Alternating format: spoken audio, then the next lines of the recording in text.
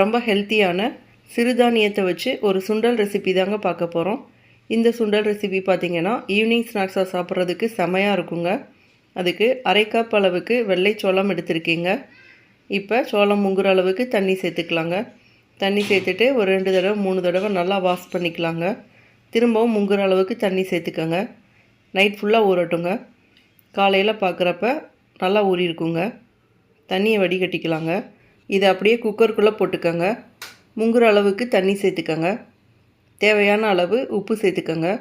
உப்பு சேர்த்துட்டு 1 டைம் நல்லா மிக்ஸ் பண்ணி விட்டுக்கலாங்க. இப்போ குக்கரில் மூடியை போட்டு 10 விசில் மீடியம் ஃப்ளேமில் விட்டு எடுத்துக்கலாங்க. 10லேருந்து 12 விசில் கூட விடலாங்க. அப்போ தாங்க நல்லா வெந்து வரும். இப்போ 10 விசில் கழித்து பார்க்குறப்ப சோளம் நல்லா வெந்திருக்குங்க.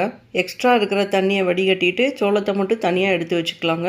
இப்போ ஒரு கடாயில் கொஞ்சமாக எண்ணெய் சேர்த்துக்கோங்க. எண்ணெய் சூடானதும் 1/2 டீஸ்பூன் அளவுக்கு கடுகு, 1/2 டீஸ்பூன் அளவுக்கு உளுந்து, 1/2 டீஸ்பூன் அளவுக்கு கடலைப்பருப்பு சேர்த்துக்கோங்க. அதுக்கப்புறம் கருவேப்பிலை சேர்த்துக்கோங்க. பெருங்காயத்தூள் ஒரு 2 பிஞ்ச் அளவுக்கு சேர்த்துக்கலாங்க. சேர்த்துட்டு 1 டைம் நல்லா மிக்ஸ் பண்ணி விட்டுக்கலாங்க. அடுத்ததாக ஒரு வரமிளகாயை கட் பண்ணி வச்சுருக்கேன். அதையும் சேர்த்து நல்லா மிக்ஸ் பண்ணிக்கலாங்க. இப்போ வடிகட்டி வச்சுருக்கிற சோளத்தை சேர்த்துக்கலாங்க. சேர்த்துட்டு திரும்பவும் நல்லா மிக்ஸ் பண்ணி விட்டுக்கோங்க. உங்களுக்கு உப்பு தேவைப்பட்டுச்சுன்னா கொஞ்சமாக போட்டுக்கோங்க. செக் பண்ணி பார்த்துட்டு போட்டுக்கோங்க. அடுத்ததாக 1 டேபிள் ஸ்பூன் அளவுக்கு துருவின தேங்காய் சேர்த்துக்கோங்க. சேர்த்துட்டு நல்லா மிக்ஸ் பண்ணி விட்டுக்கோங்க. அவ்வளோதாங்க, அடுப்பு ஆஃப் பண்ணிடலாங்க. சுட சுட ரொம்ப ஹெல்த்தியான வெள்ளை சோளம் சுண்டல் ரெடி ஆயிடுச்சுங்க.